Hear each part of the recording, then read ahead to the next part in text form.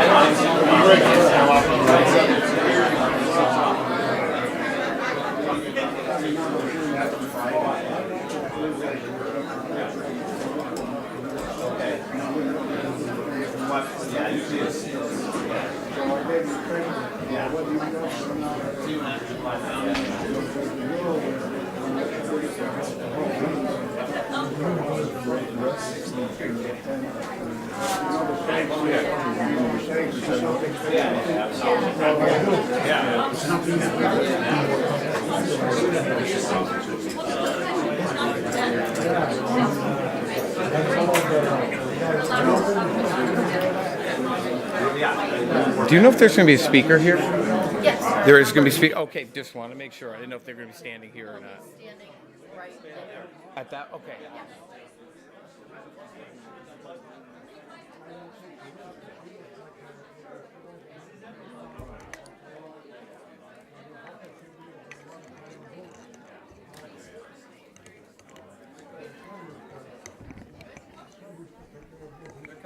Yeah, they're.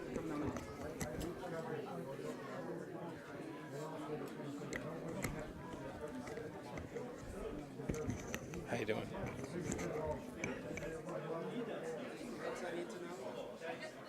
I don't think so. I am good. All right. So Larry.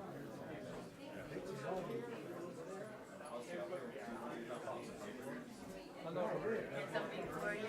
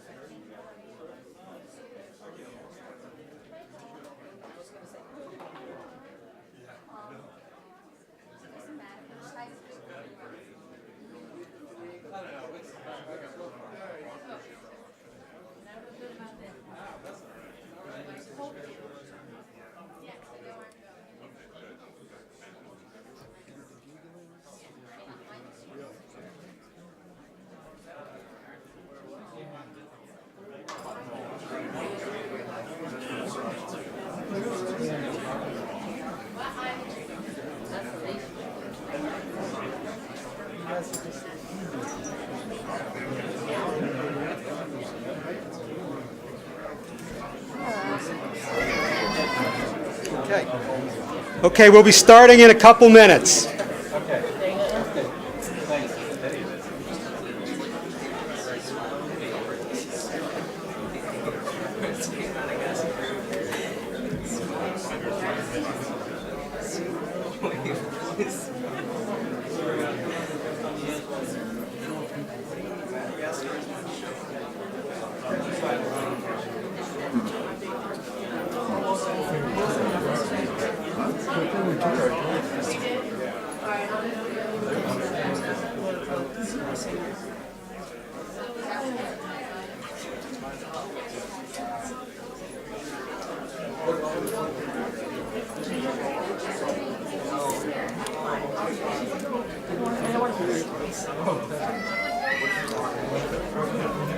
Please feel free to make room anywhere you can in here.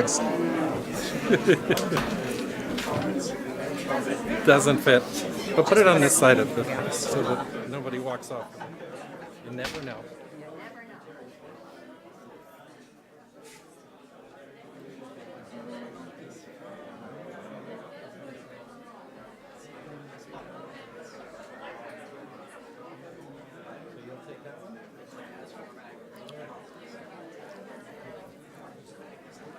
Okay, everyone, we're going to begin. Everyone, welcome to the West Hartford Memorial Day ceremony. Thank you for indulging us and assembling over here as opposed to at the wonderful memorial we have down the street. The weather forecast is always tricky to predict, and we felt this would be the easiest, safest way to do this. To begin our program, the Grand Marshal, Ron Van Winkle, and the Mayor of West Hartford, Sherry Cantor, are going to place the ceremonial wreaths. Honor guard, present arms.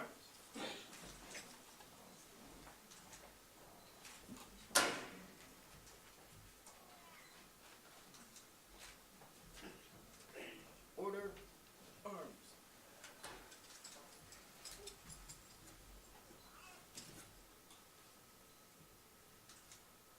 To begin our program, Hall High Junior Claire Corsi is going to sing the national anthem. Please stand. Present arms. Oh, say, can you see by the dawn's early light what so proudly we hailed at the twilight's last gleaming, whose broad stripes and bright stars through the perilous fight o'er the ramparts we watched were so gallantly streaming, and the rocket's red glare, the bombs bursting in air, gave proof through the night that our flag was still there. Oh, say, does that star-spangled banner yet wave o'er the land of the free and the home of the brave?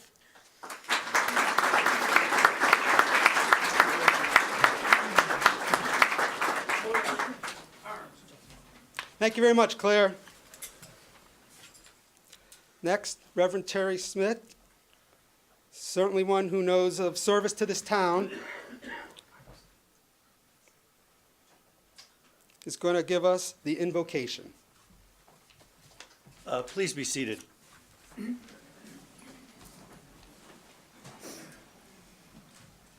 Let's bow for a word of prayer.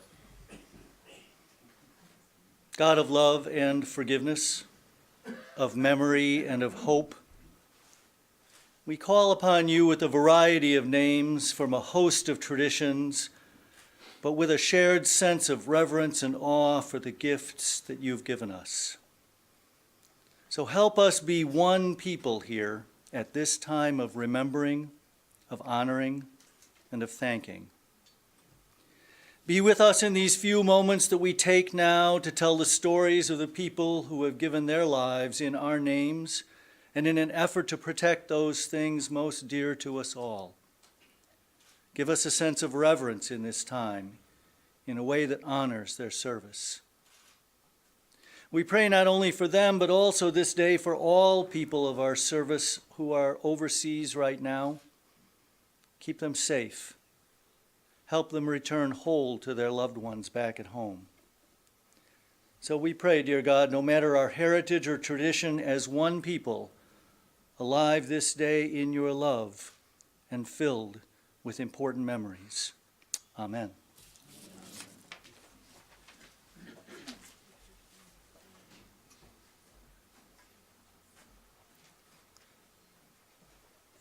The words you will hear a lot today, one of the main ones is service. This is a day of sacrifice and service. Those that will be speaking to us today all exemplify service. None more so than our Grand Marshal, Ron Van Winkle. Ron, for over 30 years, has been striving to improve the quality of life for the people of this area. In fact, for the last 30 years, he has been serving the town of West Hartford, the last 9 years as its town manager. His service has been instrumental in the development of the West Hartford that we all know and love today. His list of accomplishments, awards, memberships, associations is way too long to mention here. It would take half this ceremony. Okay.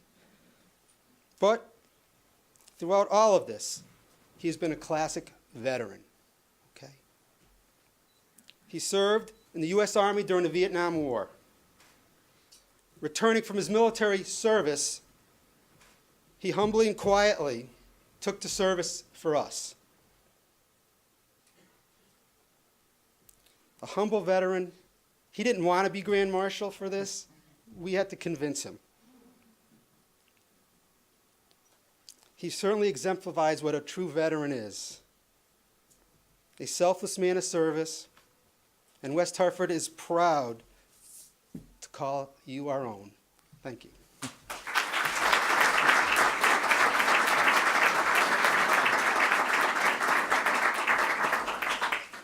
Thank you. Thank you for this honor. I have been pleased to be the town manager and to be honored here as the Grand Marshal of our parade and our morning. I was born in West Hartford on 10 Ridgebrook Drive 70 years ago. I was one of five. I was the only one to go to college. My oldest brother served in Korea. He was a machine gunner on the front lines. My family lived here until my parents retired. But Ronald went to college during the Vietnam era, and if you were in college, you weren't drafted. But when I entered graduate school, I had a low lottery number and was picked to join. But my method of service, MOS, was computer programmer. And so they sent me to Fort McPherson in Georgia. Fort McPherson is the 3rd Army headquarters, and I was part of the team that managed the program that did the 3rd Army budgets, doing budgets here still. At Fort McPherson, there were a few enlisted men. It was mostly officers. There was a lot of saluting on my part. But there were also a lot of young men who had been to Vietnam and were broken by the war. Before we thought of PTSD, they were there to finish their service for their country and were sent to Fort McPherson. This was a difficult place to actually be sent because it was the same place where Lieutenant Calley was being tried for the deaths of civilians at My Lai. I was a college boy. I had no experience with the things that my fellow enlistees and others had experienced. That trial, that place, that time weighed heavily on those who served in the infantry in Vietnam. And late at night, the stories of their service told of harrowing experiences and fear and decisions that no one should ever make or should have to make. I remember to this day those who served and who gave their last full measure, those who lost part of themselves, of their spirit, should all be remembered. And there my fellow enlistees, Dave, Oreo, Jim, Coley, all who clearly suffered from PTSD that we didn't recognize, served out their time at Fort McPherson. Well, eventually I got orders to go to Vietnam. And when I was about to leave Georgia, Top, the sergeant major I worked for, called me into his office and said to me, "Son, don't wear your uniform on your way to the West Coast." The morning I was about to board the plane for Vietnam, my name was called.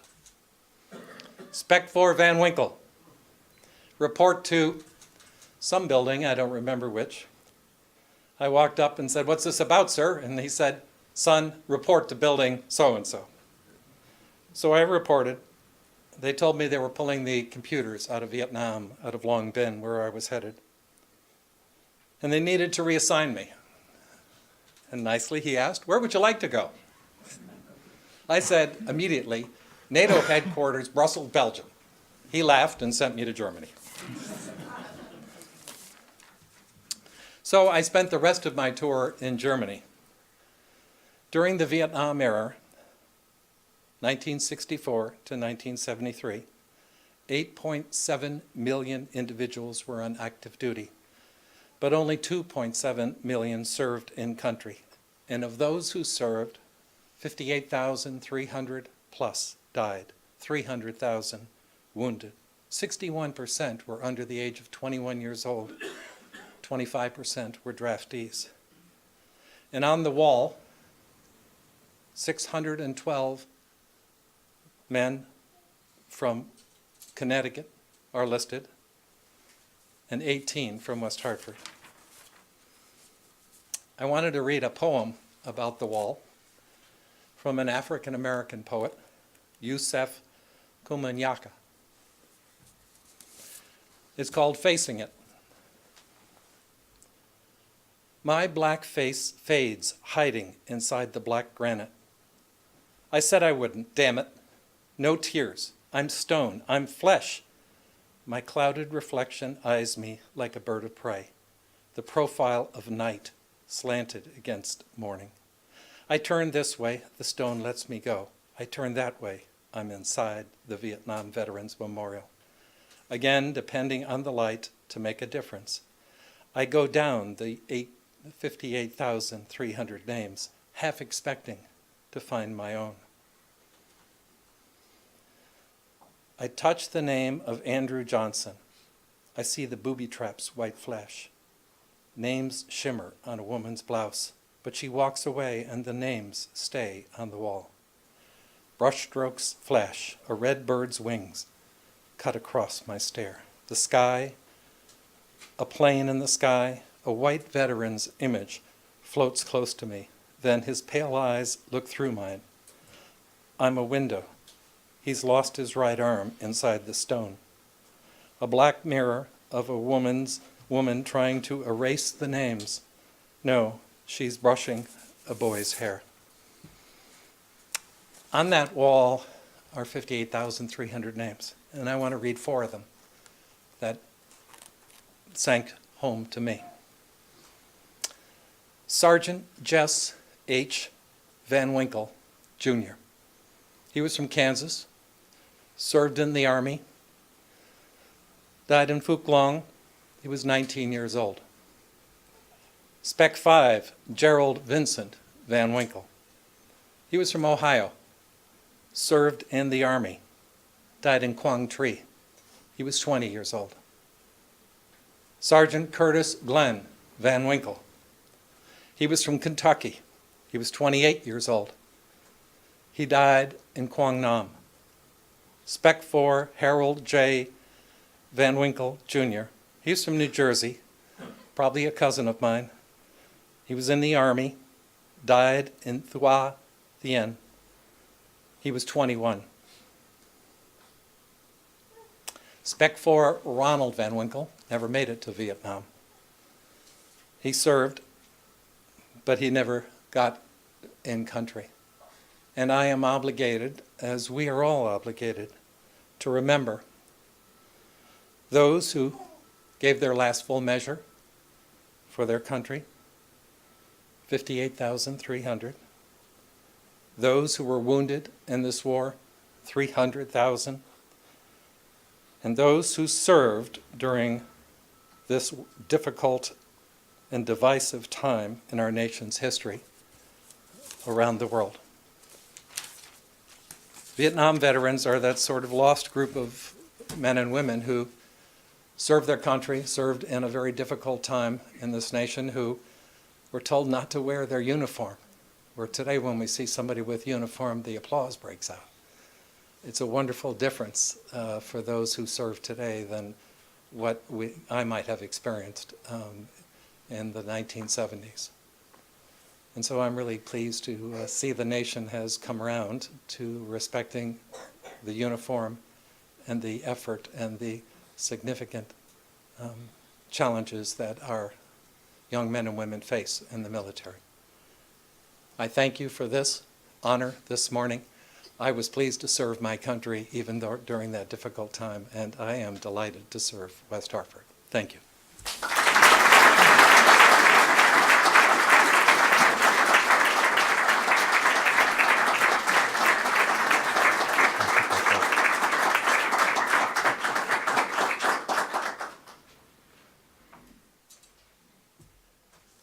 Thank you, Ron Van Winkle. Let's spend a moment and reflect on the words, the moving words that he just spoke.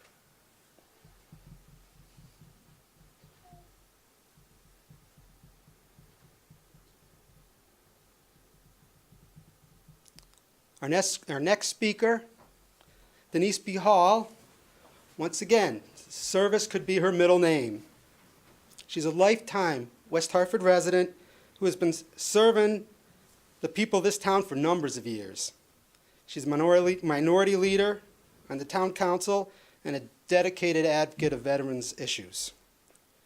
She is the treasurer of the West Hartford Memorial Fund, which honestly is the spearhead for veterans events in this town. She also is a liaison to the Veterans Commission. She spearheads such veterans events such as the flags that miraculously go up in the cemeteries around holiday times. And she's been engaged in all veterans issues. Thank you, Denise.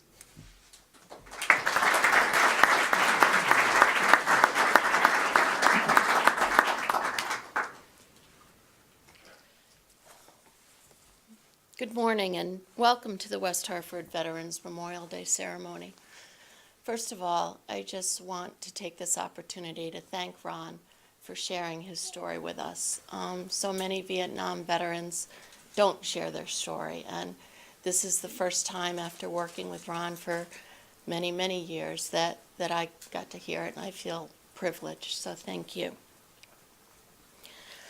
I also want to thank you for all of your work with the Memorial Committee in making the memorial possible, and not just a dream thought up by a group of aging veterans, many of whom are no longer with us. Thank you, Ron. The memorial in our center demonstrates West Hartford's regard for all our veterans, and it would not have been built except for your patience, your guidance, and dedication to all veterans. The space that's in the center of the memorial is the Court of Honor. Soils from battlefields, cemeteries, and prison war camps from around the world and waters from the 7 oceans are combined with Connecticut earth in the center of the memorial. And we consider that area sacred ground. Many people don't realize that it is sacred ground because it just looks like the grassy spot in the middle. And so in your honor, Ron, we would like to put a marker in the center describing what's buried there so that after you and I are long gone from working on these ceremonies, people will know that that is a special sacred place. So today we are faced with discord on many fronts: a nuclear North Korea, the threat of an Iran-North Korean alliance, the war in Syria, Russian aggression, China's incursion in the North China Sea, and ongoing violence in the Middle East. Our relationships with these countries and the alliances that we choose to make play an important role in our future. And a look at history, which you know I like to review some history at these speeches, illustrates just how important alliances are. Last month, on April 6th, we marked the 100th anniversary of the United States entering into the First World War. To mark this milestone, I wanted to focus my comments on that war. I suspect many students today may be able to point to the assassination of Archduke Ferdinand, heir to the Austro-Hungarian throne, as the start of the war, but I am afraid many do not realize how that war came to engulf so many countries. The answer can be found in the treaty alliance system. Austria-Hungary had blamed Serbia's nationalist secret society, the Black Hand, for the Archduke's assassination and delivered a severe ultimatum to Serbia, expecting it to be rejected so that they could launch a limited war, which they did on July 28, 1914. This triggered a cascade of events. Russia was bound by treaty to Serbia and announced it would mobilize its army in defense of Serbia. Germany was allied to Austria-Hungary by treaty and viewed that mobilization as an act of war and thus declared war on Russia. France was bound by treaty to Russia, so found itself at war with Germany and by extension on Austria-Hungary. Germany invaded neutral Belgium in order to reach Paris quickly.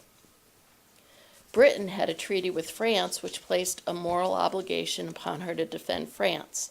Britain also had a 75-year-old treaty obligating her to defend Belgium and thus declared war against Germany on August 4th.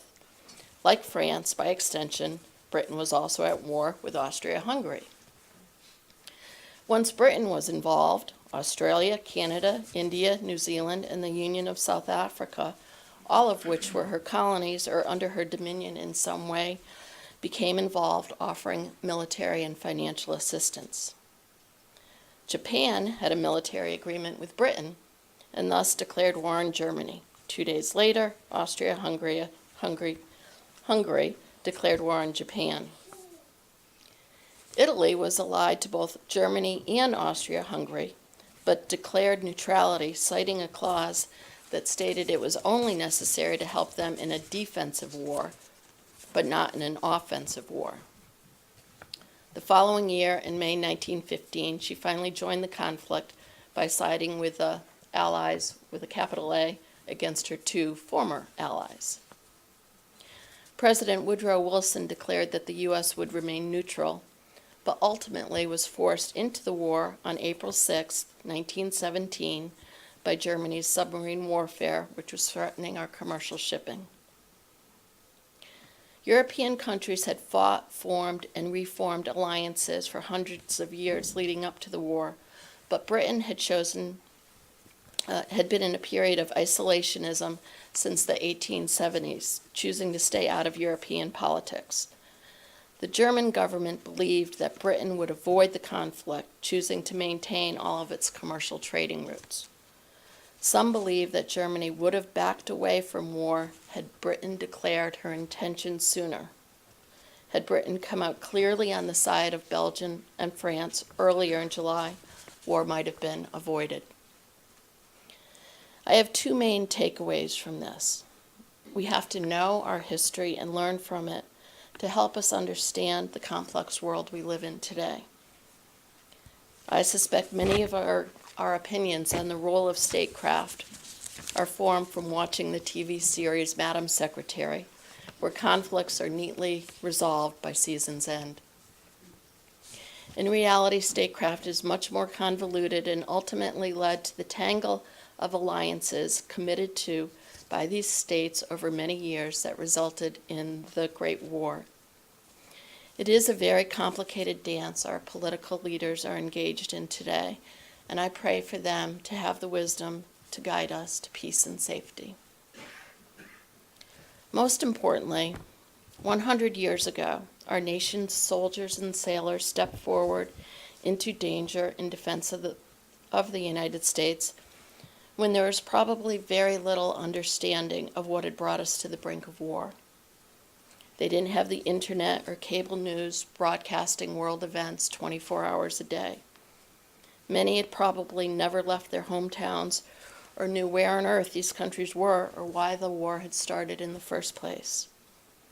All they may have known was that their president declared war, and they simply answered the call to duty.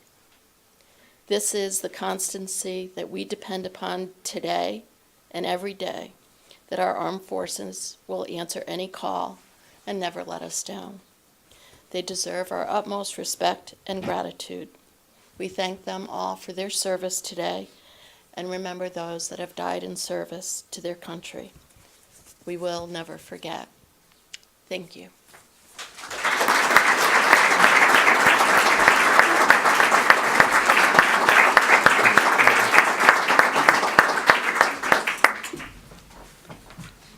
Thank you, Denise Hall. Our next speaker, the Mayor of West Hartford, Sherry Cantor. Now, service, that describes Sherry Cantor. She's been 12 years on the town council and now mayor. She's an advocate for all of us in West Hartford. In fact, she works 24/7 for the people of West Hartford. Whether she's picking up laundry, buying food for her family in the grocery store, whatever, she will stop and she will listen. Nothing has changed that commitment since she has been mayor. She's a lifelong West Hartford resident, and I truly believe that West Hartford is in your soul. Thank you.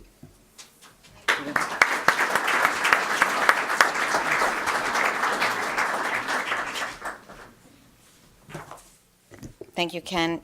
This takes a lot of work, and I just want to first thank the Veterans Affairs Commission for their hard work on this, because it is, and those last two years with the weather have been extraordinarily hard to call. And Larry, Josiah, I know you've all been really had a lot of angst in making the call on whether to have the parade and how to do the ceremony. I'm so glad we are having the ceremony inside, and then you all are here to join us. It's also the American Legion of West Hartford Hayes Village Post 96 and Hannon Hatch VFW Post 9929 in partnership with the town of West Hartford. And I want to also thank Ron. This is such an appropriate honor right now, as Ron is getting ready to leave us. But he has a service in his soul. He is so giving to everyone around him.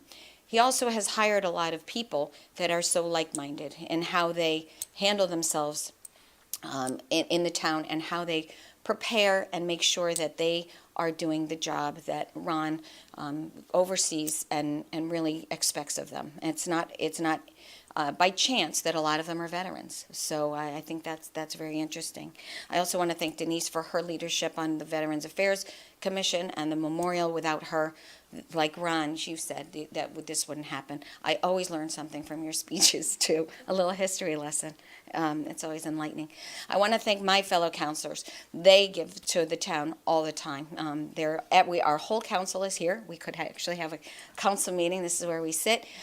So I want to thank my deputy mayor, Leon Davidoff, Beth Kerrigan, town councilors Beth Kerrigan, Ben Winograd, Judy Casperson, and Dallas Dodge. And along with Denise Hall, we also have Chris Barnes and Chris Williams. So thank you so much for coming and joining us today. I'm very, very honored to be here, and I'm sorry I'm fighting a cold. And this is such a solemn and important job. And actually, this was my first job as I became mayor last year when Scott had resigned and left, Mayor Slifka. And I prepared this speech, actually, because it was also going to be for Vietnam, honoring the 50th anniversary of the Vietnam increased focus in Vietnam and more troops going there and escalation. And I took it so seriously, and I hope that you understand that I know this is falling short in a million ways, but I did my best as we pay tribute to the many men and women who have served their country and given the ultimate sacrifice, having served in wars near and far to protect the rights we so cherish. As a community, it is so meaningful that we come together. Unfortunately, we didn't march. We didn't celebrate in the same way that we normally do, but usually our whole town is here, either in the parade or watching the parade, and it is a wonderful opportunity for us all come together and then come back to the memorial and remember why we're all there. So the tradition, this ceremony is so important to honor the tradition of this National Remembrance Day. I know I'm dating myself, but Ron did too, so I grew up in the 60s and 70s. The shocking deaths of John F. Kennedy, Martin Luther King, and Robert Kennedy. The moon landing, fear of nuclear war during the Cold War, and the Vietnam War. The TV images and articles in newspapers and magazine coverage began to share more and more images of this difficult and increasingly controversial war. Talk of drafts, hot and swampy jungles, and helicopters. And here at home, many were worried, and many had loved ones abroad, and there were also lots of demonstrations. In my own home, service is admired, honored, and respected. My Jewish grandfather, the father of my mom, who's in the audience here, is with me today. My Jewish grandfather escaped from Poland when he was 17 years old, escaping persecution. He settled in New York City briefly when he was drafted into the U.S. Army, barely able to speak or read English. He fought in Europe during World War I and was shot while serving in France, so he was sent home. My dad was the sole male in his family. His dad had passed when he was 13, and he had 4 sisters, a widowed mom. He served at the end of World War II in the Army of Occupation. He didn't want any recognition because he hadn't seen active duty. So that is the greatest generation. My nephew, who attended preschool in West Hartford, is a captain in the U.S. Air Force. He flies A-10s. He is currently stationed in Kansas City, expecting his second child and awaiting his next orders. He expects to be deployed in the not-too-distant future. As a preteen, news of the Vietnam War coverage increased, as did discussions and demonstrations about ending the war, that this is a war we could not win. I did not know what to believe, but I knew that the young men and women that went because it was their duty should be supported. We sent packages and wrote letters. I don't know if anything ever got to the troops, but what we did, we brought bracelets. Anybody my age knows what this means. I saved my money and sent away for my bracelet. Many of my friends in 5th and 6th grade right here in West Hartford ordered their bracelet with the name of a soldier, either a POW or MIA. I meant no harm in being excited when it arrived and placed it on my wrist where it would stay for years. Mine was PFC William T. Benson III. We donned them with pride that we were aware we supported our troops. Maybe we had issues with the war, so much violence taking so many American and Vietnamese lives, but not with the young men and women that volunteered or were asked to go. At night, I would play with my bracelet and I would wonder, was William Bill? Did he have brothers or sisters? What was he going through? Was he captured or lost, or had he died in action? We were pulling out of the war towards the beginning of my high school years. When the draft ended on January 27, 1973, my oldest brother, Hall High School student, was 17 and a half with his draft number of 330. I wore my bracelet for years after the war was over. I never found the person that matched the name on my bracelet. When my husband and I went on a cycling trip through the fields of Normandy, the magnitude of simple white graveside markers, largely crosses, some other Jewish stars and some other religious markings, marked the massive losses at Normandy. It is that horrible kind of awesome, powerful and solemn, like viewing the 58,300 names engraved on the black gabbro walls on the Vietnam Memorial in D.C. But it is the individual story that makes it so personal and real. When we were in Normandy, we ended up talking to a 93-year-old French resistance fighter, and his personal story of collecting and reporting on German intelligence to aid the Allied forces required such bravery and courage, risking his life every single day. It was the individual letters and pictures of families that were decimated that touched me deeply in Germany at the Holocaust Memorial, and it is the individual soldiers' letters to loved ones that make us feel the sense of duty, sacrifice, and pain, like this letter. Dear Mom and Dad, Mom, I appreciate your concern that some of the things you write about are trivial, but they aren't trivial to me. You can't understand the importance those trivial events take on our lives here. While I read your letter, I am a normal person. I'm not killing people or worried about being killed. Instead, I am going ice skating with David or walking through a department store to exchange a lampshade. In the Philippines, I passed graveyards marked with row after row after row of plain white crosses. They were American graves. I thought about the American graves in Okinawa, Korea, France, England, North Africa, around the world.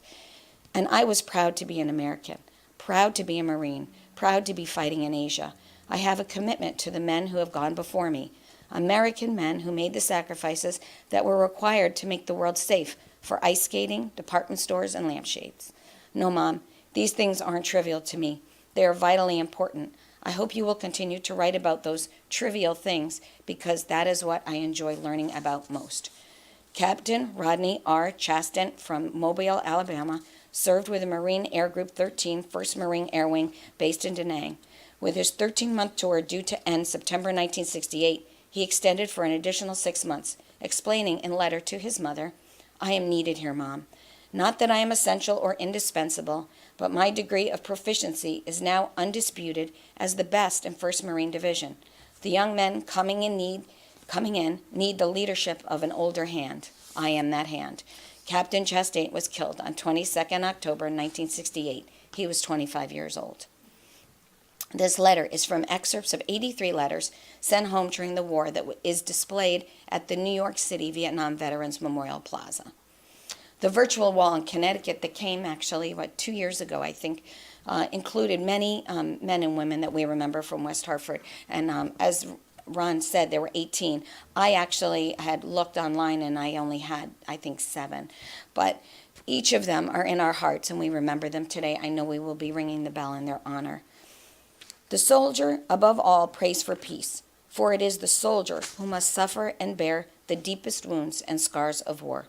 That quote is from General Douglas MacArthur, 5-star general. Remember them, honor them. God bless all of you, and God bless the town of West Hartford.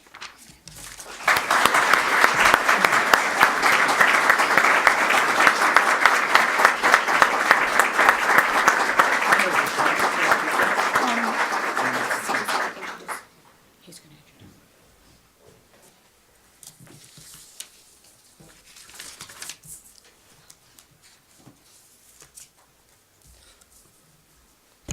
Our next speaker, Congressman John Larson.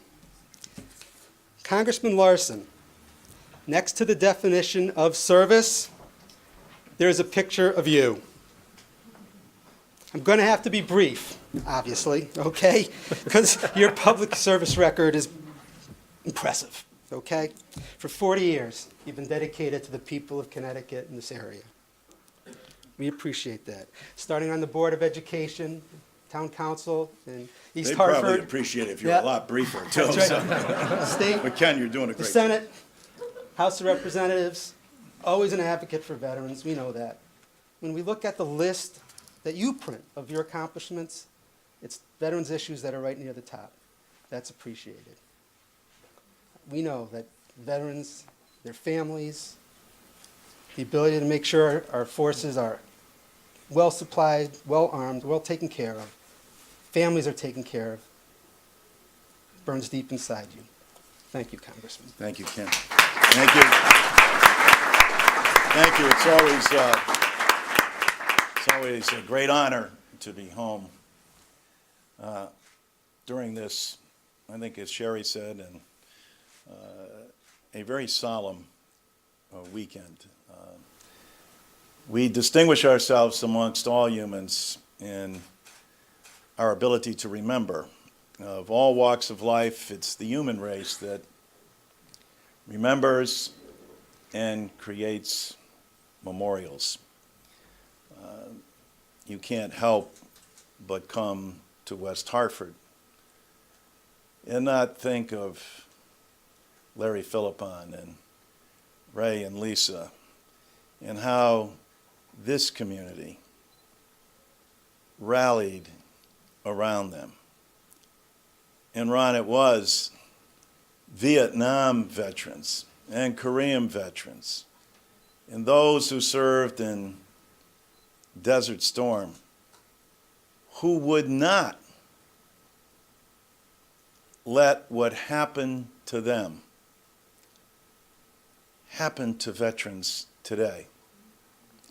It is a credit to those who serve, who so gallantly took up on behalf of their brothers and sisters in harm's way the responsibility of making sure that they would be honored in the way all veterans who serve this nation should.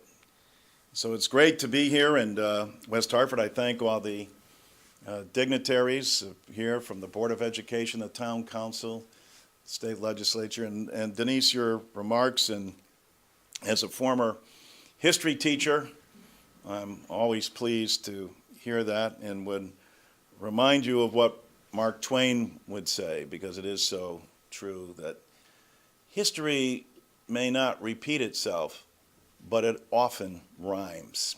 And in the rhythm of life, I thought your review of World War I, it was prescient.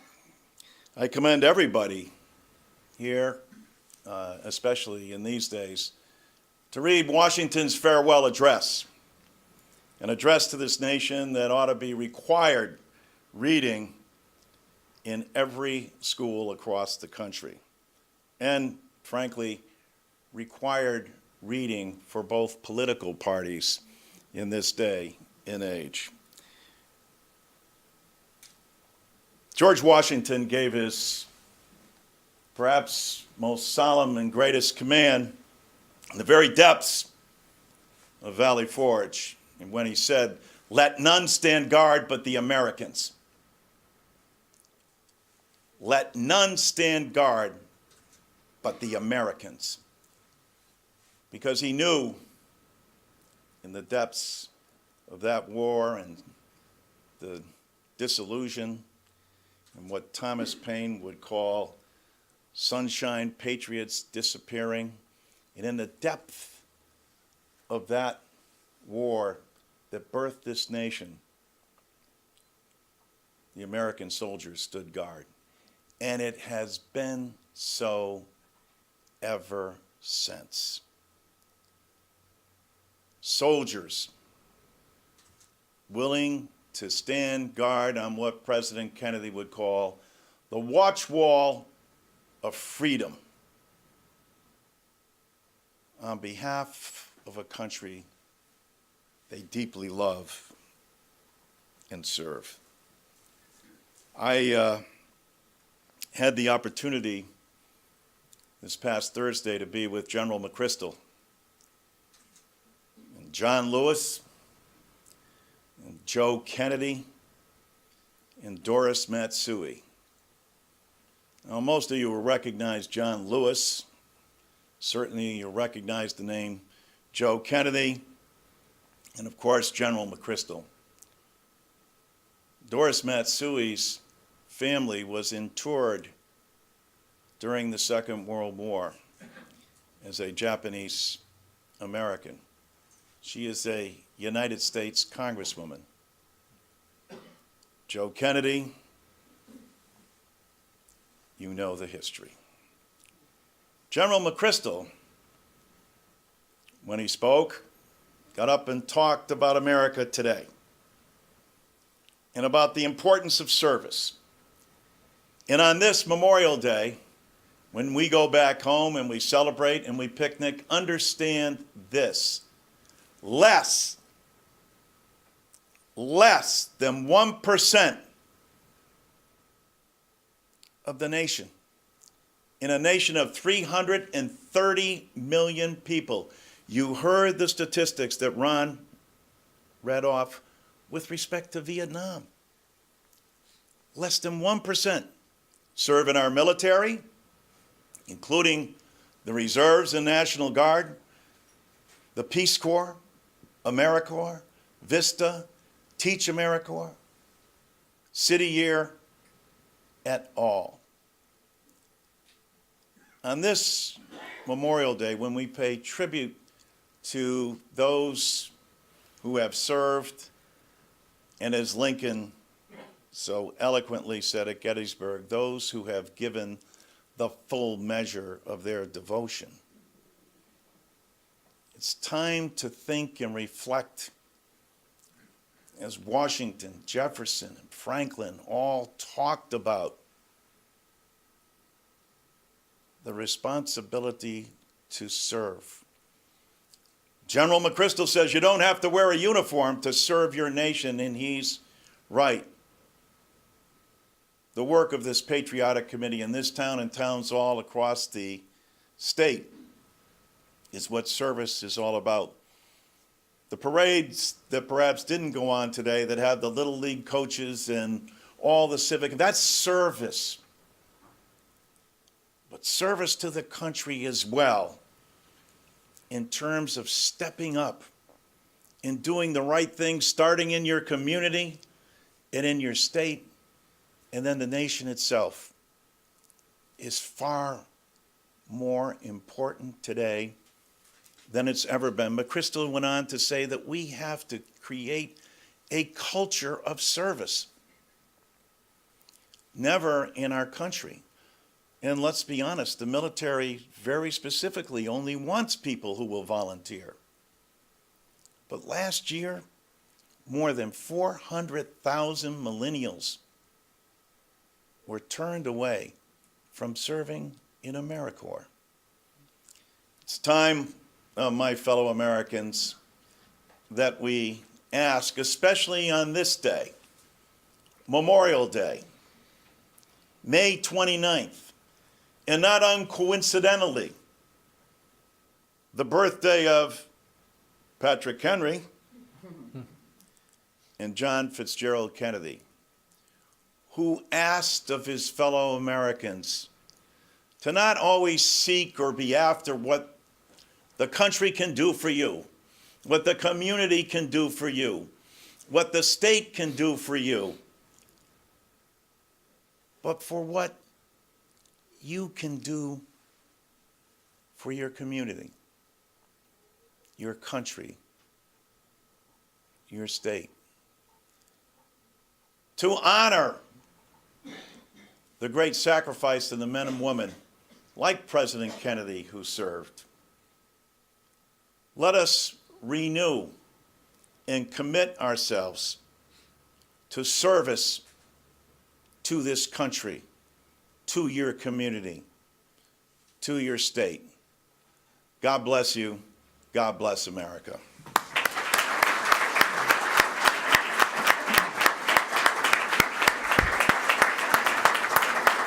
Thank you for your voice.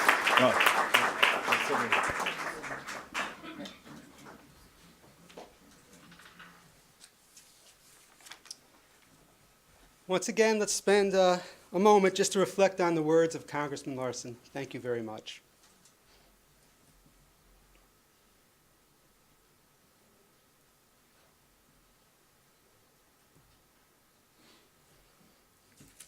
In honor of Memorial Day, the names of those that have given the full measure of sacrifice in the Vietnam War are presented on this banner that's in front of me. Every name on that banner has a tie to West Hartford, having called it their home. What we are going to do next is we're going to have the names read and a bell rung in honor of each and every person on that list.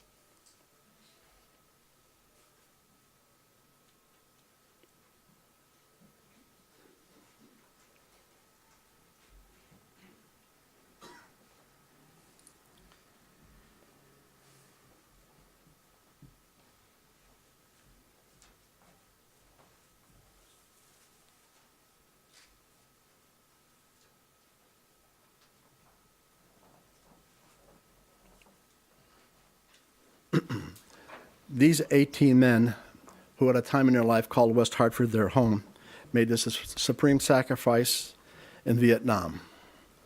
Lauren Bailey, Edward Creed, Brian Cronin, Raymond Daly, Mark Dixon, Edmund Eddy, Crosley Fitton, David Height, Thomas Hill,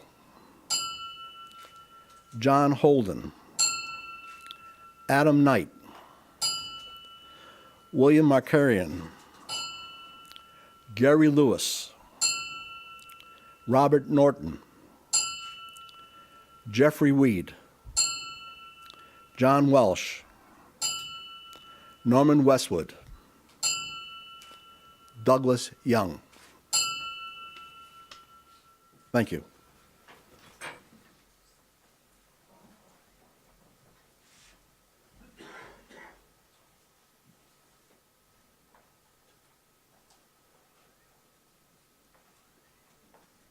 Color Guard, present arms. Bugler, sound taps. Hand salute.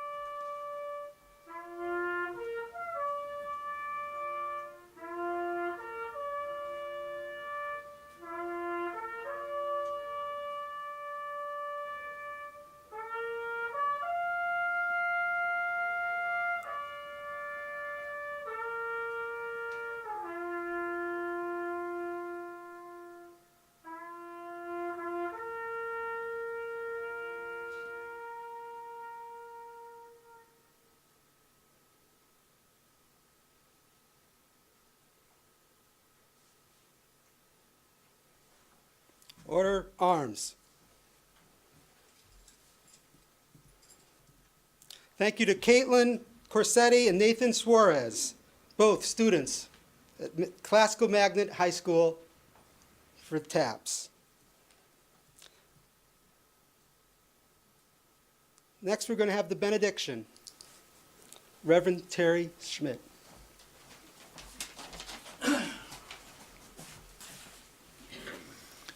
Shall we bow our heads? Send us on our way this day, dear God, knowing that we have done this good deed today, to pay our respects to our service people, to bring to memory some of their stories, to remember and honor their service. May we never forget their names or what they have done for us. So let us all of us, now go in peace. Amen.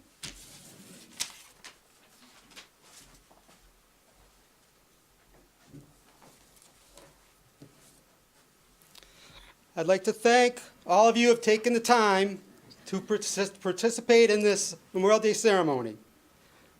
I'd also like to thank the members of the Veterans Affairs Commission who've worked behind the scenes to organize everything and make some very difficult calls. Now we approach the end of our ceremony. The flags have been placed in honor. Songs have been sung. Speakers' words are still fresh in our minds.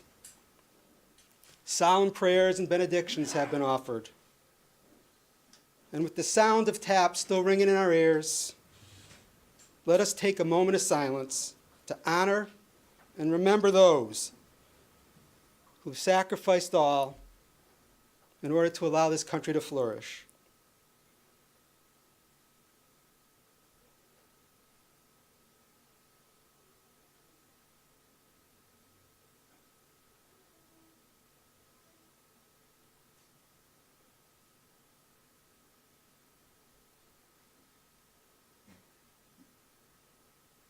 Thank you, and God bless.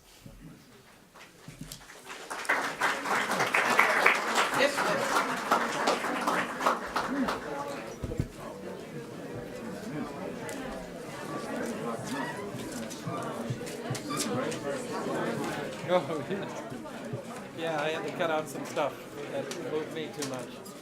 God, yeah, it was awful.